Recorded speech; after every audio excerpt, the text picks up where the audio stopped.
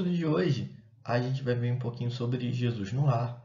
Na semana passada, já comentamos sobre uma lição, né, desse livro, que a gente vai dar continuidade nesse mês de dezembro.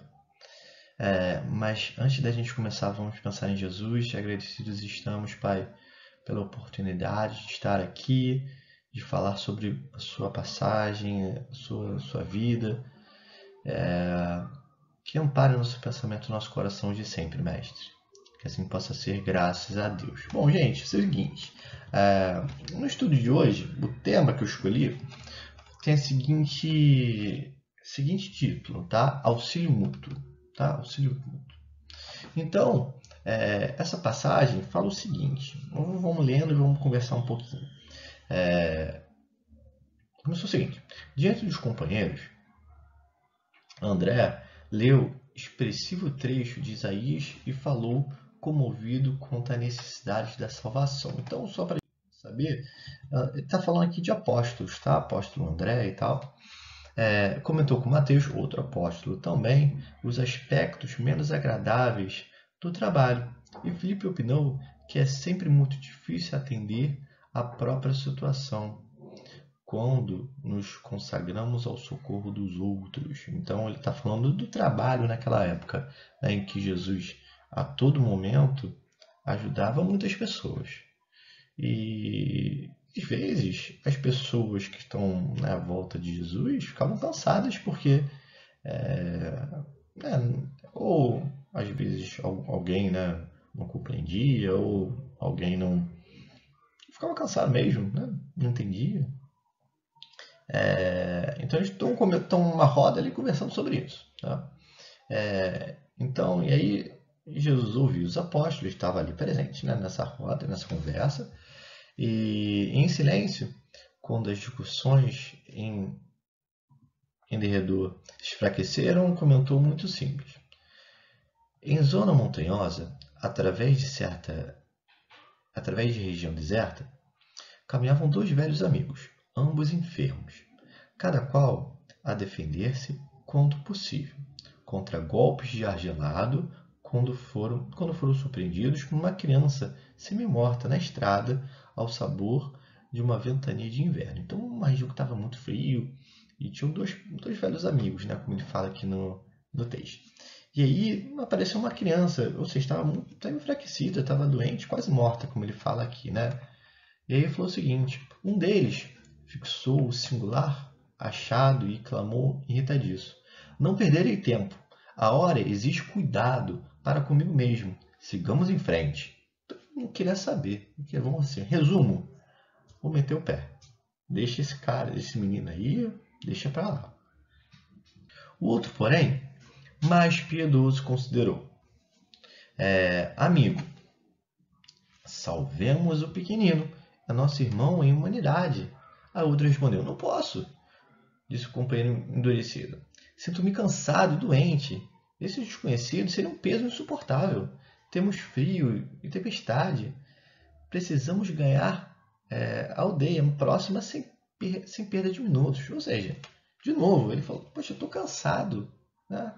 Estou doente, eu preciso chegar nessa vila. Deixa esse menino aí, né? Então tem dois pontos aí, né, para a gente pensar, né, na nossa situação, o que a gente faria.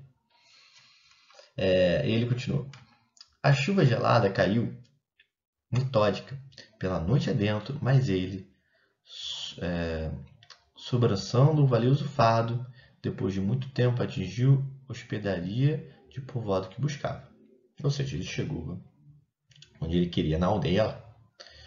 Com enorme surpresa, porém, não encontrou ali o colega que o precederam, ou seja, que estava junto com ele.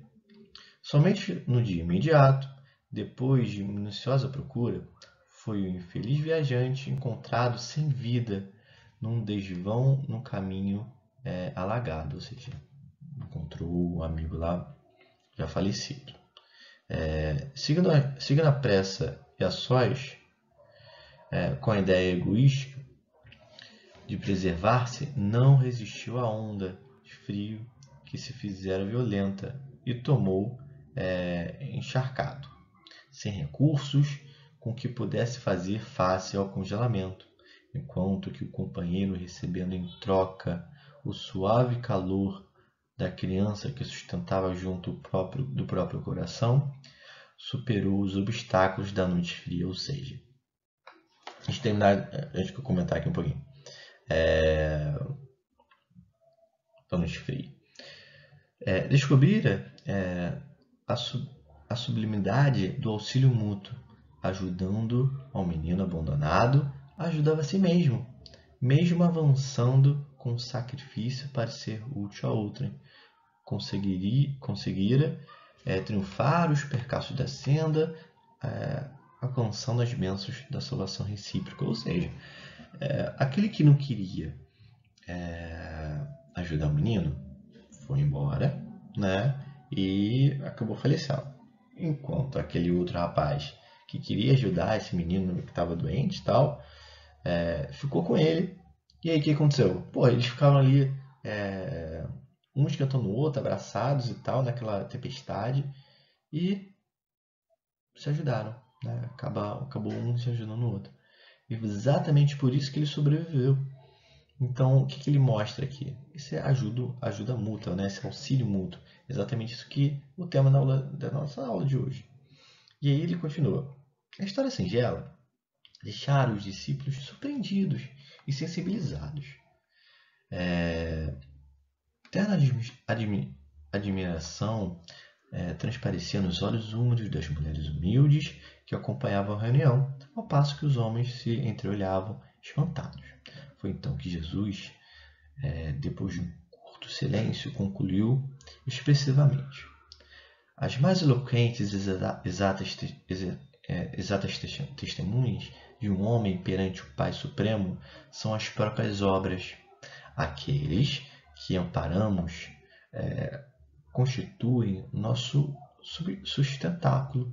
O coração que socorremos converter-se-á agora ou mais tarde em recursos ao nosso favor. Ninguém duvide. O homem sozinho é simplesmente um adorno vivo da solidão, mas daquele que coopera em benefício do próximo é credor do auxílio comum. Ajudando, seremos ajudados. Dando, receberemos. Essa é a lei divina. Então a gente sabe que fora da caridade não há salvação. Já ouviram essa frasezinha? Em que ajuda ao próximo, ajuda aos nossos amigos, nossos familiares. De alguma forma, a espiritualidade vai devolver a gente de alguma forma para uma coisa boa. Então é como se fosse uma troca em que você precisa dar para receber, né? E dar, fazer a caridade sem pensar o que vai receber em troca, sem pensar, sem querer algum presente, nada, um coração em paz.